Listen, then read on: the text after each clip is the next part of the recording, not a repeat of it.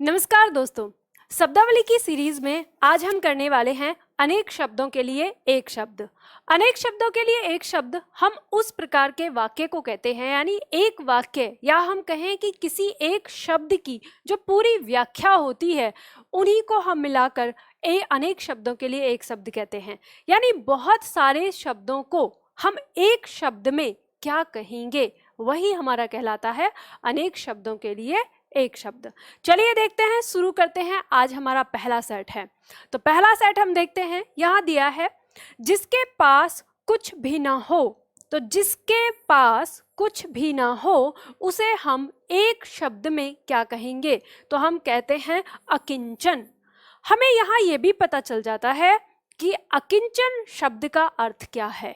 अकिंचन हम कहेंगे जिसके पास कुछ भी ना हो, ये हमें ध्यान रखना है। जैसे नेक्स्ट है हमारा जिसे बुलाया न गया हो, यानी बुलाया न गया मतलब जिसे निमंत्रण न दिया जाता हो, तो उसे क्या कहते हैं अनाहूत। अनाहूत जैसे अगर हम मान लो अगर कहते हैं कि जिसे बुलाया जाता है तो उसे कहते हैं आहूत, या हम कह सकते हैं इसी का दूसरा पॉइंट हो जाए जिसे बुलाया गया हो उसे क्या कहेंगे आहूत, मतलब आवाहन करना, किसी को निमंत्रण देना उसे आहूत कहा जाएगा। लेकिन जिसको निमंत्रण नहीं दिया गया है और वो आ जाए तो उसको क्या कहते हैं अनाहूत कहते हैं, जिसको बुलाया न गया हो। अगला है जो कहने योग्य हो, यानी जिसको कहा जा सके, जो कहने योग्य है उसको क्या कहते हैं कथनीय। कथनीय अर्थात कहने योग्य। आगे देखते हैं, अगला है हमारा जो देखने के योग्य हो, यानी जो देखने के योग्य है उसे हम क्या कहेंगे दर्शनीय। तो दर्शनीय मतलब देखने योग्य, जो देखने के योग्य हो। नेक्स्ट देखते हैं जो पृथ्वी से संबंध है, यानी जिसका संबंध पृथ्वी से है उसे हम कहते हैं भूगोलीय, यानी जो भूगोलीय अर्थात जो पृथ्वी से संबंधित है। अगला है मोक्ष की इच्छा रखने वाला, यानी जो मोक्ष की इच्छा रखता है उसे हम क्या कहते हैं, तो उसे कहते हैं मुमुक्षु। मुमुक्षु हम किसे कहते हैं जो मोक्ष पाने की इच्छा रखने वाला हो। नेक्स्ट है हमारा हवन में जलने वाली लकड़ी, यानी जो हवन में जलने वाली लकड़ी होती है उसे हम अनेक शब्दों में एक शब्द के लिए क्या कहेंगे, तो उसे कहते हैं हम समिधा। अगर हमें पूछा जाए समिधा किसे कहेंगे, तो हवन में जलने वाली लकड़ी को समिधा कहते हैं। दिशाएं ही जिसका वस्त्र है, यानी जिसका वस्त्र दिशाएं ही मानी जाती हैं उसे हम क्या कहते हैं एक शब्द में, तो दिगंबर। अब ये दिक प्लस अंबर से बना है, दिक मतलब दिशाएं, अंबर माने वस्त्र। तो जिसका दिगंबर का अर्थात क्या हो गया, दिगंबर का अर्थात हो जाता है जिसकी वस्त्र दिशाएं हों या दिशाएं ही जिसका वस्त्र है। चलिए नेक्स्ट अगला हमारा दिया है समुद्र में लगने वाली आग। समुद्र में लगने वाली आग को हम क्या कहेंगे, तो समुद्र में लगने वाली आग को हम कहेंगे बड़वाग्नि। तो बड़वाग्नि हम किसे कहते हैं, जो समुद्र में लगने वाली आग होती है। नेक्स्ट है हमारा वन में लगने वाली आग, यानी जो वन में लगती है उस आग को हम क्या कहते हैं, तो उसे हम कहते हैं दावाग्नि। तो दावाग्नि हम किसको कहते हैं, वन में लगने वाली आग को। नेक्स्ट है हमारा पेट में लगने वाली आग। जो पेट में लगती है आग उसको क्या कहते हैं, उसे कहते हैं जठराग्नि।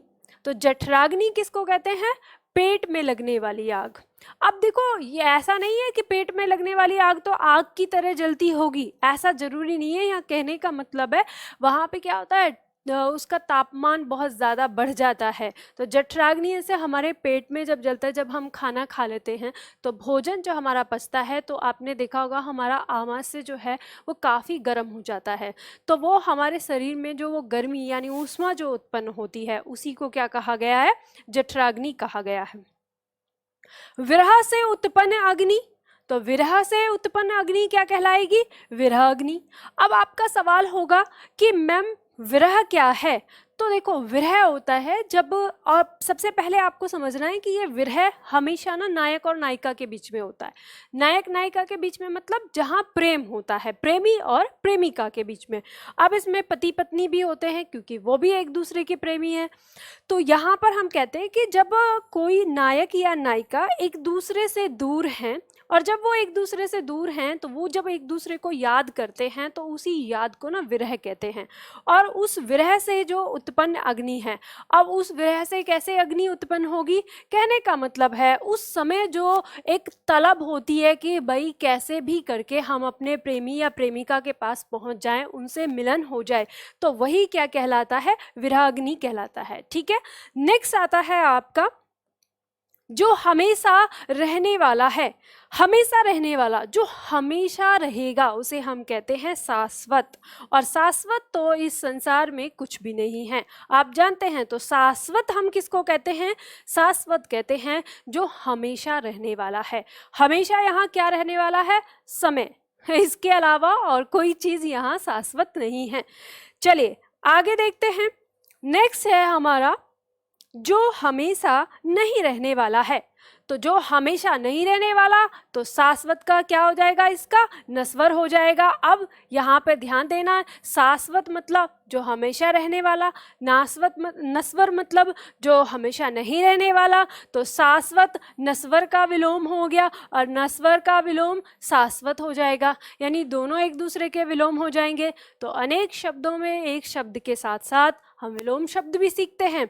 हमेशा मैंने बताया आपको, कभी भी एक पंथ मत करना, एक पंथ 2-3 काज करने हैं आपको, सिर्फ 2 नहीं, 2, 3, 4, 5 काज करने हैं।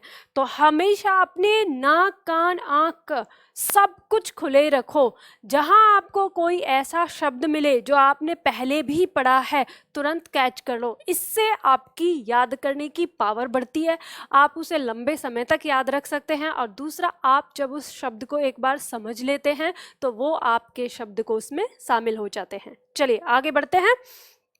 नेक्स्ट हमारा दिया है जिस पेड़ के पत्ते झड़ गए हों। तो जिस पेड़ के पत्ते झड़ गए हों उसे क्या कहते हैं, अपत। तो अपत हम किसे कहते हैं, यानी जिस पेड़ के पत्ते झड़ जाते हैं, यानी सूखे हुए पेड़ को हम ये भी कह सकते हैं कि सूखे हुए पेड़ को, यानी जिसके पत्ते झड़ चुके हैं या पतझड़ हुए पेड़ को हम अपत कहते हैं। नेक्स्ट है हमारा जो प्रमाण से सिद्ध ना हो सके, यानी जो प्रमाण से सिद्ध ना हो सके उसे हम क्या कहते हैं, अप्रमेय। और अगर आपसे कहा जाए कि जो प्रमाण से सिद्ध हो सके उसे क्या कहेंगे, तो उसे कहेंगे प्रमेय। ठीक है, दोनों को याद रखना है। इस तरह से कुछ ऐसे भी शब्द हैं हमारे इसमें जो एक दूसरे के साथ आते जाते हैं, मिलते हैं, तो हमें उन दोनों को एक साथ रिलेट करके याद करना है। चलिए आगे बढ़ते हैं। अगला हमारा दिया है उपनिवेश से संबंध हो जिसका। तो उपनिवेश से संबंध हो जिसका अर्थात औपनिवेशिक।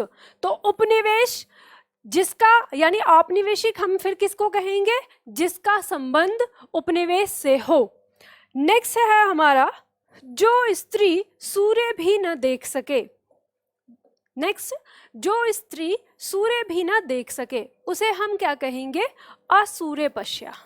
अब असूर्य पश्या, पश्य का मतलब होता है देखना, तो कह सकते हैं जो सूर्य भी न देख पाए तो उसे हम कहेंगे असूर्य पश्या, यानी वह स्त्री जो सूर्य ना देख सके। नेक्स्ट है उत्तराधिकार में प्राप्त संपत्ति। उत्तराधिकार में प्राप्त संपत्ति को हम क्या कहते हैं, इसे हम कहते हैं रिक्त। और इसके बाद नेक्स्ट दिया है पिता या पूर्वजों से प्राप्त संपत्ति, इसे हम कहते हैं वसीयत।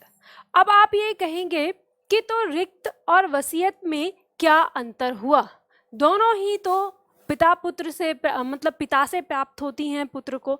तो आपको यहाँ पर एक बात समझनी है कि जो वसीयत यानी जो ये रिक्त होता है, यानी उत्तराधिकार में जो प्राप्त संपत्ति होती है, ये जरूरी नहीं होता कि वो हमेशा आपको पिता से ही प्राप्त हो। उत्तराधिकार की संपत्ति आपको अपने गुरु से प्राप्त हो सकती है, आपको अपने बॉस से प्राप्त हो सकती है, या कहीं और से भी प्राप्त हो सकती है। तो इसी वजह से जो संपत्ति उत्तराधिकार में प्राप्त होती है उसे हम रिक्त कहते हैं। ठीक है। और जो पिता या पूर्वजों से, दादा परदादा से प्राप्त संपत्ति होती है उसको हम वसीयत कहते हैं। चलिए आगे बढ़ते हैं। नेक्स्ट हमारा दिया है जिसकी आशा न की गई हो, यानी जिसकी उम्मीद ना हो, जिसके होने की उम्मीद न की हो, तो वो क्या हो जाएगा? अप्रत्याशित। आपने देखा होगा कि हमने मुहावरे पढ़े थे, उसमें भी हमारे सामने ये शब्द आया था, अप्रत्याशित लाभ होना। तो यानी जिसकी आशा नहीं की जाए, जिसकी उम्मीद न की जाए। आपको हमेशा ना ये याद रखना है, जब हम किन्हीं शब्दों को इस तरह से पढ़ते रहते हैं तो आपने पीछे जो पढ़ाई की है उसको भी नहीं भूलना है, उसको भी हमेशा याद रखना है। चलिए आगे बढ़ते हैं। अगला दिया है जिस पर उपकार किया गया हो, यानी जिस पर उपकार किया उसे क्या कहते हैं? उपकृत। हम कह सकते हैं कि उपकृत हम किसे कहते हैं?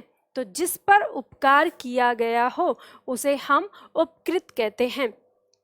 नेक्स्ट है हमारा जिसका दमन किया गया हो। दमन, दमन मतलब किसी को दबाना, नष्ट करना, तो इसे हम क्या कहेंगे? दमित। तो दमित क्या होता है? दमित होता है जिसका दमन किया गया हो। नेक्स्ट है अतिथि सत्कार की भावना। तो अतिथि सत्कार की भावना हम कह सकते हैं, अतिथि सत्कार क्या होता है? कोई मेहमान हमारे घर में आ गया है तो हम उसकी आओ भगत जो करते हैं, उसकी इज्जत जो करते हैं, उसके खाने पीने का ध्यान रखते हैं, उसे सही बर्ताव जो करते हैं, उसी को हम अतिथि सत्कार कहते हैं। और जिसके मन में अतिथि सत्कार की जो भावना है, उस भावना को, यानी उस भावना को हम क्या कहते हैं? आतिथ्य। तो ये हमें ध्यान रखना, उसे क्या कहेंगे? आतिथ्य। तो आतिथ्य किसे कहते हैं? अतिथि सत्कार की भावना को कहते हैं। चलिए यहाँ पर हमने देखा, आज हमारे सेट में यहाँ पर इतना ही है, तो हम एक बार फिर से अभ्यास कर लेते हैं, यानी आज की क्लास में हमने कितना सीखा है और कितना हमें आज के लिए याद करना है। एक बार फिर से अभ्यास करते हैं, मेरे साथ आप बोलते रहिएगा अपने मन मन में। आपने एक बार सबको देख लिया है। जिसके पास कुछ भी ना हो अकिंचन, जिसे बुलाया न गया हो अनाहूत, जो कहने योग्य हो कथनीय, जो देखने के योग्य हो दर्शनीय, जो पृथ्वी से संबंध है भूगोलीय, मोक्ष की इच्छा रखने वाला मुमुक्षु, हवन में जलने वाली लकड़ी समिधा, दिशाएं ही जिसका वस्त्र है दिगंबर, समुद्र में लगने वाली आग बड़वाग्नि, वन में लगने वाली आग दावाग्नि, पेट में लगने वाली आग जठराग्नि, विरह से उत्पन्न अग्नि या विरह से उत्पन्न आग विराग्नि, जो हमेशा रहने वाला है शाश्वत, जो हमेशा नहीं रहने वाला है नश्वर, जिस पेड़ के पत्ते झड़ गए हों अपत, जो प्रमाण से सिद्ध न हो सके अप्रमेय, जो उपनिवेश से संबंध हो जिसका औपनिवेशिक, जो स्त्री सूर्य भी न देख सके असूर्य पश्या, उत्तराधिकार में प्राप्त संपत्ति रिक्त, पिता या पूर्वजों से प्राप्त संपत्ति वसीयत, जिसकी आशा न की गई हो अप्रत्याशित, जिस पर उपकार किया गया हो उपकृत, जिसका दमन किया गया हो दमित, और अतिथि सत्कार की भावना आतिथ्य। तो इन सबको याद रखिएगा। ये आज हमने देखे। देखो आपको एक बात और कहना है, जैसे मैं आप लोगों को ये सीरीज़ दे रही हूँ तो कमेंट्स में किसी स्टूडेंट ने ये लिखा था कि मैडम जिस तरह से आप बता रही हैं ऐसे पढ़ के करना तो बहुत आसान है, एग्ज़ाम के लिए कोई ट्रिक बताइए। तो देखिए जिस भी विद्यार्थी ने इस तरह का सवाल पूछा है मैं बता देती हूँ कि ऐसे पढ़ के करना, आपने जो इस तरह से बोला कि ऐसे पढ़ के बोलना आसान है, ये तो वो सवाल हो गया या ये तो वो बात हो गई कि तो फिर आपको कोई भी सिखा ही नहीं सकता, क्योंकि आपको सीखने के लिए पहली बार पढ़ना ही पड़ता है। और मुझे नहीं पता आपको किस टीचर ने ये सिखा दिया कि एग्ज़ाम के लिए तैयारी करने के लिए आप डायरेक्ट एग्ज़ाम स्तर पर पढ़ें। तो ये तो कहीं भी समझने वाली बात नहीं हुई कि एग्ज़ाम के लिए ट्रिक। अगर आप ट्रिक के लिए खोजेंगे या ट्रिक के पीछे भागेंगे तो जो मैं हमेशा से आप लोगों से कहती आई हूँ कि ट्रिक कहीं नहीं पहुँचाएगी आपको। सबसे पहली बात, ट्रिक सिर्फ और सिर्फ 90% काम करती है और आपको 100% सीखना है। तो 100% सीखने के लिए आपको एक बार पढ़ना पड़ेगा, देखकर पढ़ना पड़ेगा। याद रखिए, हमेशा मैं एक ही बात आप लोगों से कहती हूँ कि जब आप एक बार पढ़ते हैं, एक बार बोलते हैं, एक बार सुनते हैं, कितनी बार हो गया? 3 बार। जब किसी चीज़ को आप 3 बार अपने आप से परिचय करा लेते हैं तो वो आपकी यादों में कहीं ना कहीं बस जाता है।